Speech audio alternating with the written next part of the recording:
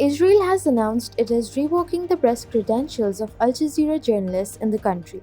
This move comes 4 months after Israel shut down the Qatari network. The Israeli government press office cited concerns about Al Jazeera disseminating false content and incitement against Israelis and Jews. Currently, the revocation applies to 4 full-time Al Jazeera journalists with Israeli citizenship, while other staff, including video producers and photographers, will retain their press cards. In another devastating development, the UN Palestinian Refugee Agency (UNRWA) reported that 6 of its staff members were killed in 2 Israeli airstrikes on a school in central Gaza. This incident marks the highest death toll of UNRWA staff in a single event since the conflict began. The targeted school, housing around 12,000 displaced individuals, has been hit multiple times. UN Secretary General Antonio Guterres condemned the lack of accountability for such attacks on humanitarian workers as totally unacceptable. On a slightly more positive note, the World Health Organization has announced that its extensive polio vaccination campaign in Gaza has likely met its target.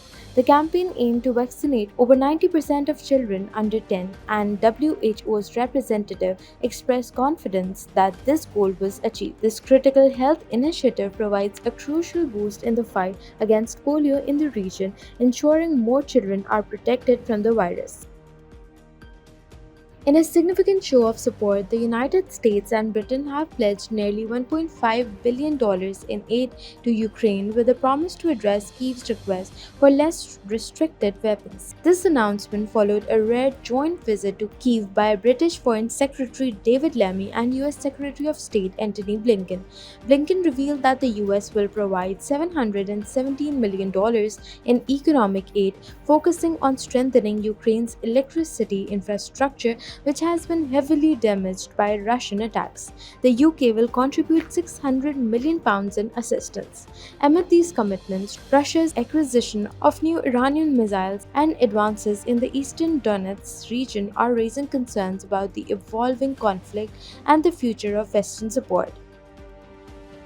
The Islamabad High Court has sought clarity from the federal government on whether former Prime Minister Imran Khan could face a military trial in connection with the May 9th cases. Imran Khan's legal team filed a petition to prevent this, citing conflicting statements from officials.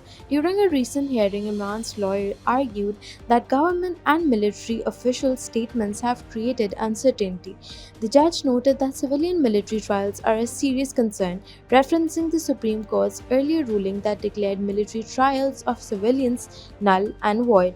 Although that ruling was later suspended, the judge has requested a clear stance from the government by September 16th. Imran Khan has also alleged that plans were underway to try him in a military court over last year's protests following his arrest, and that former intelligence chief General retired Faiz Hamid was being pressured to testify against him. The State Bank of Pakistan has cut its key policy rate by 200 basis points, bringing it down to 17.5% from 19.5%. This decision comes amid growing calls for a substantial rate reduction to stimulate economic growth. The central bank cited falling global oil prices, a healthy level of foreign reserves, and improved inflation expectations as key factors. Despite this cut, the real interest rate remains positive, aimed at controlling inflation and ensuring macroeconomic stability.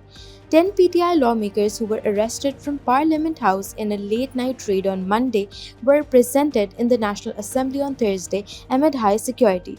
The arrests were made after the PTI held its Sangjani power show with a police contingent deployed outside Parliament House before unmarked vehicles arrived and the power supply was disconnected.